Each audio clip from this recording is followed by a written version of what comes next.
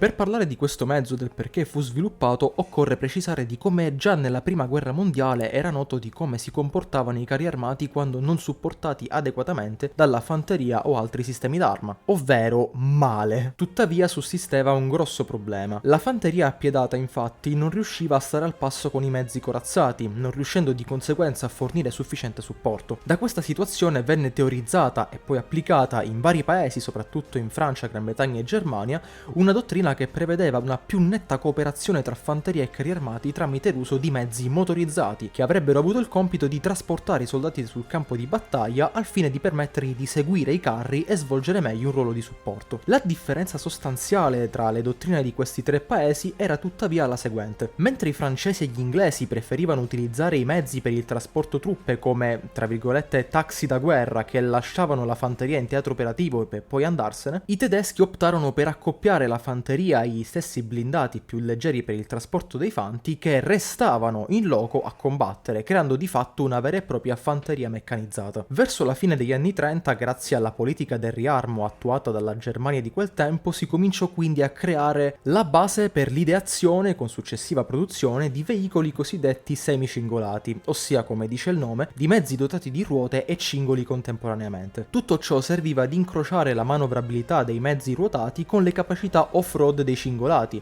e questo era ottimo dal momento che per la maggior parte del tempo questi veicoli dovevano stare in teatro di guerra che, come sappiamo, non garantisce al 100% strade o pianure in condizioni perfette. Uno dei primi semicingolati a venire prodotto per la Wehrmacht fu l'SD KFZ-11, che però non era blindato e lo possiamo definire più come un trattore medio da 3 tonnellate piuttosto che come vero e proprio mezzo blindato. Tuttavia sarà proprio da questo progetto che nascerà l'SD KFZ-251, ovvero il protagonista di questo video. La ditta Hanomag infatti non farà altro che prendere il già ottimo telaio del trattore medio e rinforzarlo, cambiando ovviamente qualche cosa qua e là, per poi trasformarlo nel famoso e conosciutissimo anche dai meno abbienti SD KFZ-251. Esso fu un mezzo che servì gli eserciti dell'asse, compresa la nostra RSI, per tutta la durata del secondo conflitto mondiale, dimostrandosi ben presto una delle vertebre che composero la spina dorsale soprattutto dell'esercito tedesco.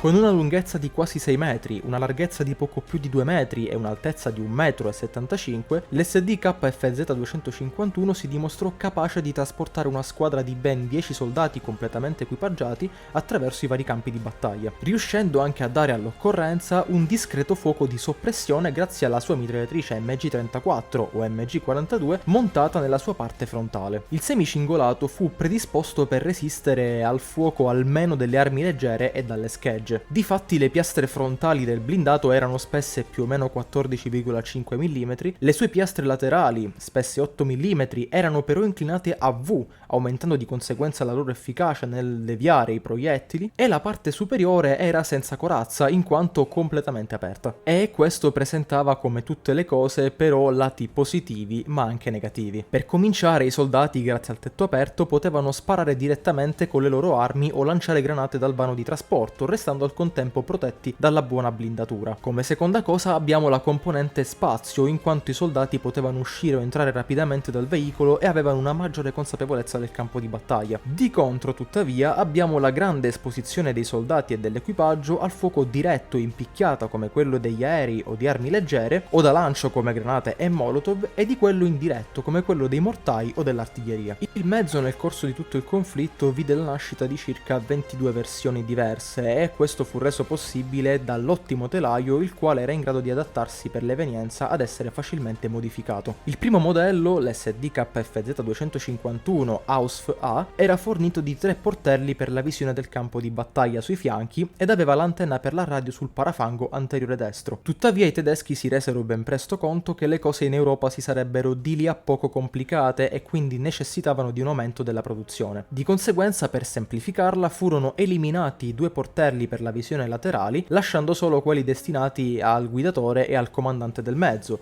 realizzando così l'SD KFZ251 denominato AUSF-B. In questo modello furono anche spostati gli agganci per gli attrezzi esterni e l'antenna della radio fu portata al lato del vano di combattimento. Dopo l'utilizzo sul campo, soprattutto nelle campagne di Polonia e di Francia di questo mezzo, furono introdotte modifiche che portarono all'SD KFZ251 AUSF-C, ovvero la versione più diffusa costruita dal 1940 fino alla fine della guerra, che si distingueva per la sezione frontale che fu riprogettata in modo tale da far deviare più efficacemente i colpi e per permettere un miglior raffreddamento del radiatore del motore, e fu anche ristudiata tutta la protezione del mezzo. Per ridurre i tempi di produzione a partire dal 1943 fu costruito anche l'SD KFZ251 AUSF-D, in cui la parte posteriore era sostituita da una lamiera unica e le fiancate laterali del vano di combattimento erano continue fino al bordo del parafanghi, quindi non più a V, e dove tutti i portelli di visione furono sostituiti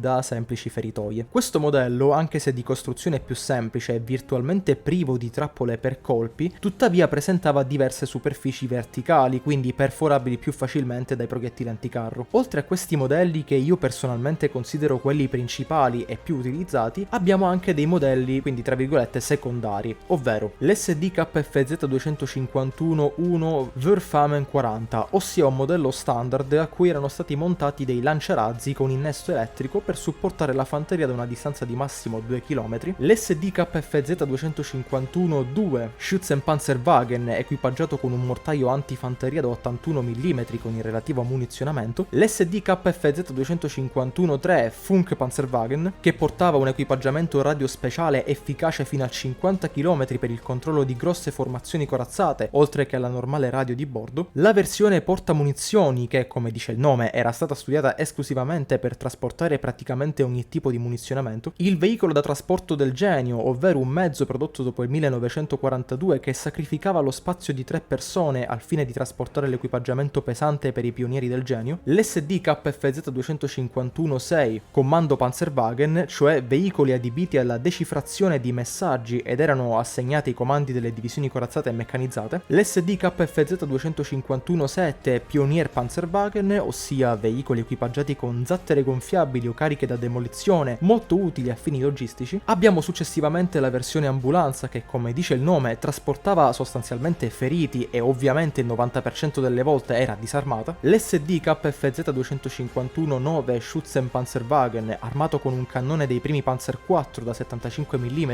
L24 che veniva adoperato per il supporto alla fanteria. Poi a seguire abbiamo l'SD KFZ251-10, ovvero lo stesso mezzo armato stavolta con il più piccolo cannone PaK 36 da 37 mm, l'SD KFZ251-11 Fernsprechpanzerwagen, ovvero un veicolo destinato a trasportare i rulli di cavi telefonici e ad estenderli, l'SD KFZ251-12 Mestruppen Panzerwagen, utilizzato dalle squadre di rilevamento del tiro dell'artiglieria leggera, l'SD KFZ251-16 Flammenpanzerwagen, armato di 2 lanciafiamme da 14 mm posti ai 2 lati del vano di combattimento, dove erano anche installati 2 serbatoi di liquido lanciafiamme, ognuno da 700 litri, che permettevano circa 160 secondi di operazione per le armi, l'SD KFZ251-17 Schützenpanzerwagen mit 2 cm Flak 38, il quale era armato con appunto il Flak 38 da 20 mm e che, sebbene fosse destinato all'uso contraerei, il mezzo era utilizzato come appoggio alle unità di ricognizione e costruito nel 1944 e 45 in un numero limitato di esemplari. Poi a seguire abbiamo l'SD KFZ251-21, ossia veicoli che i tedeschi svilupparono sfruttando la sovrapproduzione di cannoni MG151-15 calibro 15 mm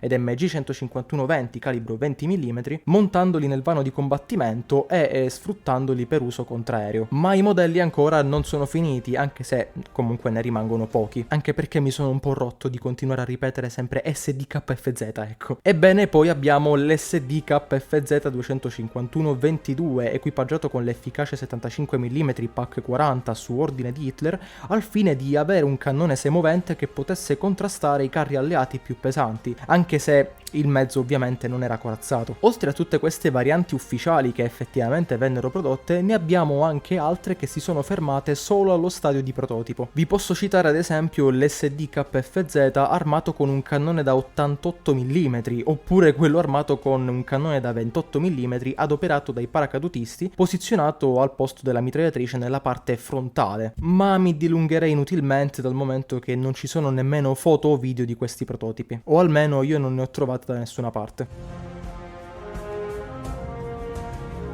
Per quanto concerne il suo impiego operativo, l'SD KFZ-251, in tutte le sue varianti, dato il suo particolare ruolo tattico, fu usato dalle divisioni Panzergrenadier, ovvero la fanteria meccanizzata, e dalle unità di altre armi, principalmente dal genio dei servizi, delle divisioni corazzate. Le unità Panzergrenadier infatti operavano sia nell'ambito delle divisioni corazzate sia in divisioni di fanteria meccanizzata, denominate Panzergrenadier Division. I primi veicoli di questo tipo vennero assegnati all'inizio del 1939 alla prima Panzer Division o Panzer Division in base a come lo volete dire, per poi essere successivamente distribuiti a tutti i reparti meccanizzati dell'esercito tedesco, o almeno questa era l'idea. Infatti, nonostante questo obiettivo fosse ben in mente e chiaro ai pianificatori, in realtà non fu mai raggiunto a causa dei limiti della capacità produttiva tedesca. Nell'ambito delle unità a cui fu assegnato però il 251 operò su tutti i fronti in cui operarono le forze tedesche, sia sul fronte occidentale quindi sia su quello orientale e quello mediterraneo. Il semicingolato protagonista del video venne adoperato un po' da tutti gli eserciti dell'asse, in quanto venne consegnato, oltre che alla Wehrmacht, anche ai soldati dell'RSI, all'esercito rumeno, a quello ungherese, ai croati, alla Jugoslavia e ai cecoslovacchi. Ed è interessante notare come quest'ultimi utilizzarono il semicingolato anche ben oltre il secondo conflitto mondiale, sostituendogli addirittura il motore negli anni 50 con un più prestante diesel Tatra a 6 cilindri raffreddato d'aria e aggiungendo una copertura al compartimento truppe che, ricordiamolo, era completamente aperto, anche se successivamente furono definitivamente ritirati dal servizio e utilizzati, almeno alcuni di essi, come comparsa in vari film come il famoso Salvate il soldato Ryan. In ogni caso parliamo, ragazzi, di un mezzo veramente efficiente, versatile e adattabile a qualsiasi situazione. Uno dei semicingolati della seconda guerra mondiale sicuramente più famosi e conosciuto un po' da tutti, e oltre che all'Half Track degli alleati, è sicuramente un mezzo che ha fatto la storia, oltre che a dare le basi per la creazione di questo video che finisce qua. Io spero veramente vi sia piaciuto. Se avete notato che il video appunto è partito senza intro è perché appunto ho voluto fare questo esperimento, ovvero tutte le cose che vi dicevo nella intro adesso ve le dico nella parte finale del video, anche se comunque, come tutti sanno, le cose che vi dico all'inizio del video sono le classiche cose da youtuber, ovvero iscrivetevi, commentate, attivate la campanella,